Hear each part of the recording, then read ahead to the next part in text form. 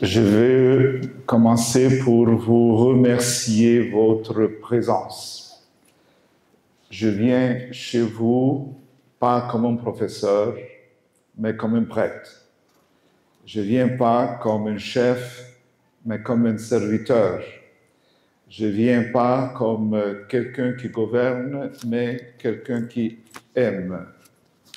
Et je viens chez vous très uni à votre Père évêque, dans son ministère, dans votre bel diocèse. Qui est José Avelino Betancourt? D'où vient cet homme? Et qu'est-ce qu'il vient faire? Alors, je suis né au Portugal, aux Açores, dans le milieu de l'Atlantique, dans l'archipel des Açores, au milieu du monde, où tout le monde passe. Je suis grandi au Canada, à Ottawa, et j'ai passé 20 ans à Rome, à la Secrétaire d'État, comme étudiant, et après, avec le devoir de travail, j'ai servi 3 papes. Jean-Paul II, Benoît XVI et le pape François. J'étais là pour les premiers 5 ans de son ministère. Et c'était lui qui m'a nommé évêque, archevêque, nonce apostolique en Arménie et Géorgie. C'était lui qui m'a nommé ici, Cameroun et Guinée équatoriale. C'était lui, le pape François, qui m'a ordonné évêque à Saint-Pierre, à Rome, le jour de Saint-Joseph, le 19 mars 2018. Et voilà, après 6 ans d'épiscopat, je me trouve dans ce bel pays de l'Afrique. L'Afrique n'est pas nouveau pour moi. J'ai commencé mon ministère dans la diplomatie à Kinshasa en 1999 jusqu'à 2002. Et j'étais 3 ans en poste et j'aime toujours blaguer et dire que j'étais un désastre comme un diplomate. Et alors le secrétaire d'État m'ont rappelé à Rome en 2002 et je n'ai pas échappé jusqu'à 2018. Alors ils m'ont gardé là. Mais il faut que je dise que j'ai eu différentes responsabilités pendant le temps que j'étais là. Et voilà, je suis très content d'être au Cameroun. Je suis très fier d'être nonce ici. Et l'église que je vois au Cameroun, c'est très vivant, avec beaucoup d'initiatives, avec une grande mission d'évangélisation. Et c'est une église à laquelle je m'associe totalement. Et j'aime cette église. J'aime être ici.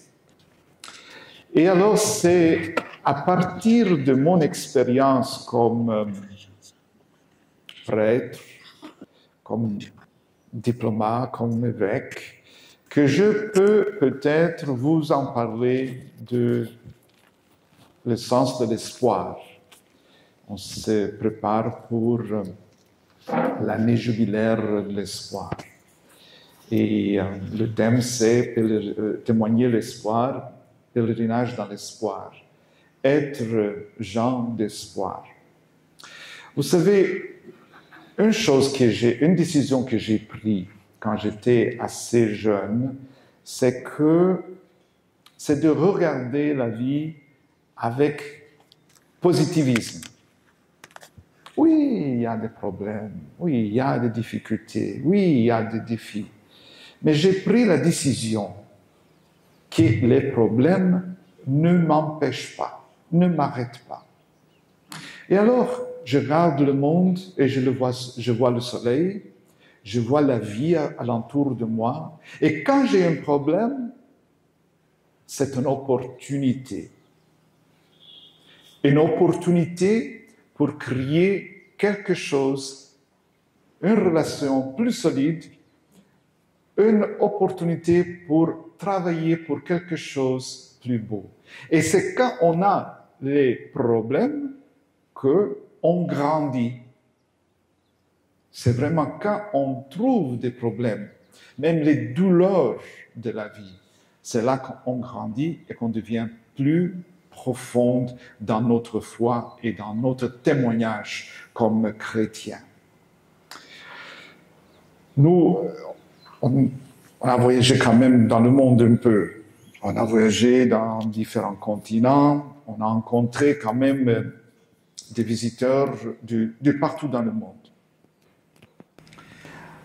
On a eu au Vatican, au début de le pontificat du pape François, dans les premières 5 années, plus de 200 visites officielles de chefs d'État, de rois, de reines, de premiers ministres. Et on a quand même rencontré le monde dans le plus petit État du monde. Mais on a rencontré le monde. Chaque semaine, on avait 3, 4, 5 visites. Et j'ai passé ma vie entre le bureau et l'aéroport. Et chaque visite avait ses particularités, mais chez nous, tous étaient traités égaux, sans différence. Ça pouvait être le président des États-Unis, ça pouvait être le président des Swaziland, si je peux dire, le roi de Swaziland. C'était tous traités égaux, parce qu'ils sont tous fils de Dieu. Et dans notre vie, je crois que c'est bien d'arrêter un peu.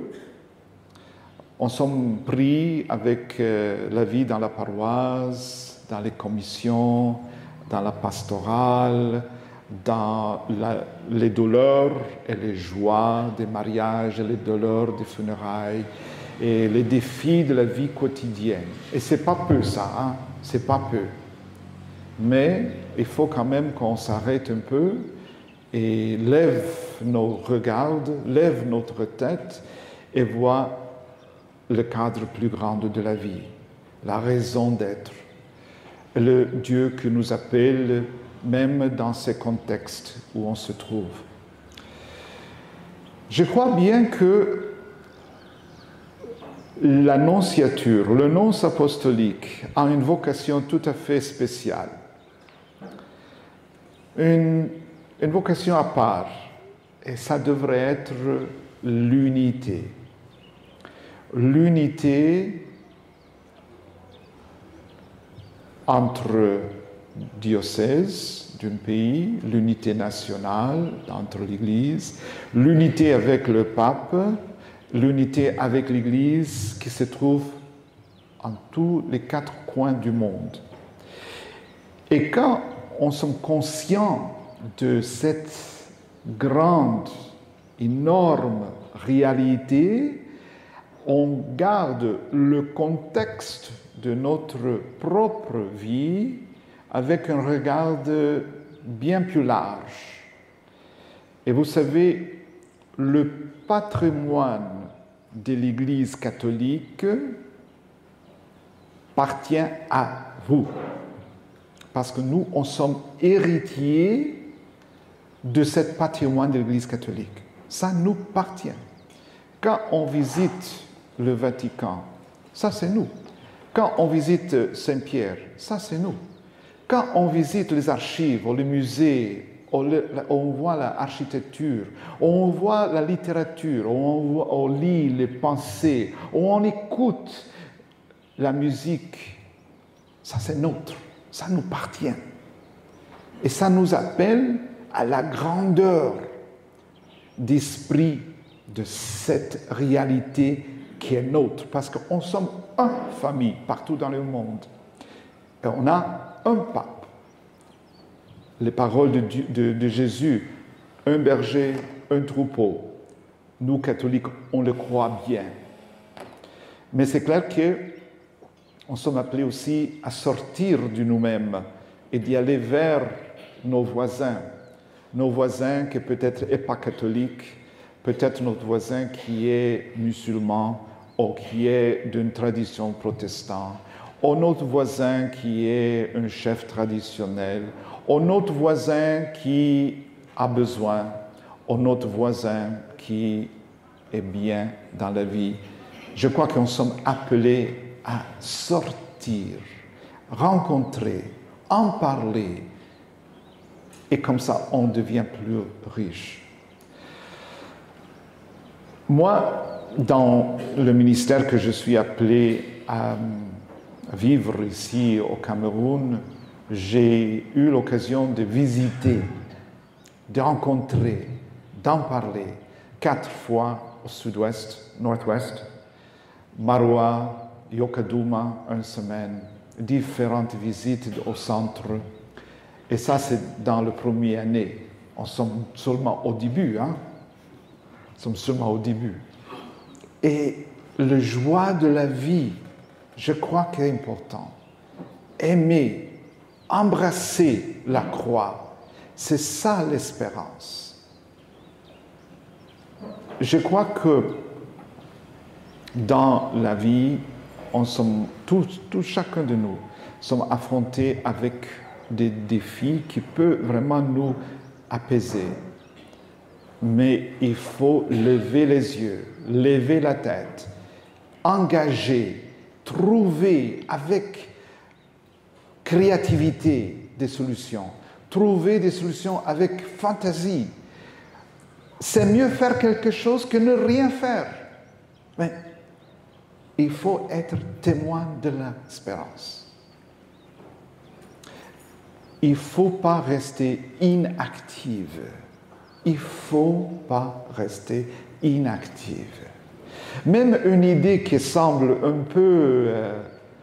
peu bizarre, mais il faut de temps en temps de la fantaisie dans la vie, la créativité. Et notre devoir dans l'annonciature apostolique, c'est vraiment être là à côté de vous.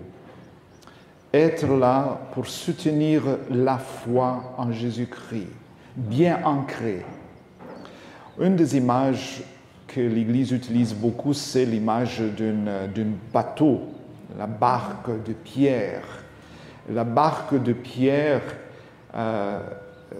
d'habitude l'image, c'est une barque faite en bois, avec des cordes, avec une velle qui utilise soit le pouvoir du vent, soit le pouvoir des ondes, soit le pouvoir humain.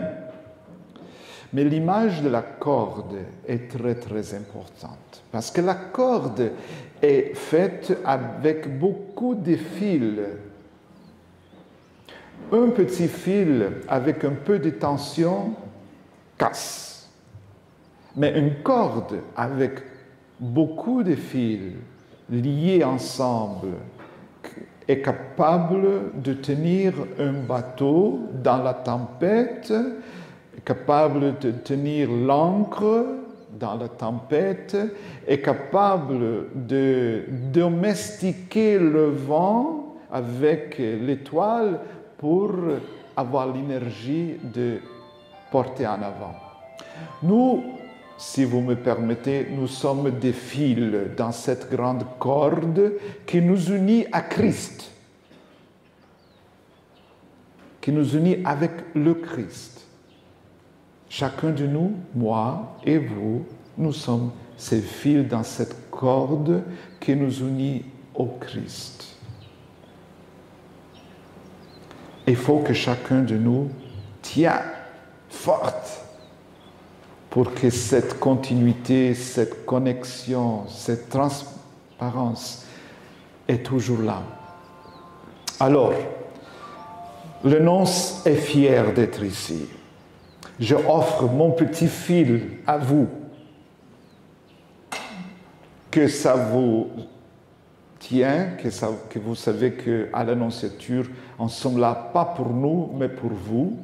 On sommes là pour projeter ce que vous faites dans le plus grand monde, le pays, le monde. On sommes là pour soutenir la foi, l'espérance. On sommes là pour projeter ce que l'Église fait. Et l'Église au Cameroun fait tellement de choses. Et partout dans ce pays, dans les écoles, avec les dispensaires, avec l'engagement social, dans les prisons, avec les pauvres, avec toutes les couches sociaux. Et il faut faire place pour tout le monde dans l'Église, sans exception, pour toutes les ethnies, pour toutes les origines. Il faut être accueillant. C'est ça le désir le plus grand du pape François, que l'Église accueille et ensemble, on pèlerin vers le Christ. C'est clair que de temps en temps, on a des frères qui ne peuvent pas digérer un grand repas de la foi. Hein? Il y a quelques-uns qui sont un peu plus faibles, qui pèlerinaient un peu plus lentement. Alors on donne un peu de soupe. Ça se dirige. Mais ça ne dirige plus. Mais en vue de leur donner un bel repas hein, dans le banquet céleste. Alors, mes frères et sœurs, je vous offre quelques pensées comme moi je vois mon ministère qui est lié au vôtre, qui est lié au ministère de Monseigneur, notre Père évêque, Monseigneur Soustin. Et je pense que la meilleure conférence, c'est d'écouter les questions.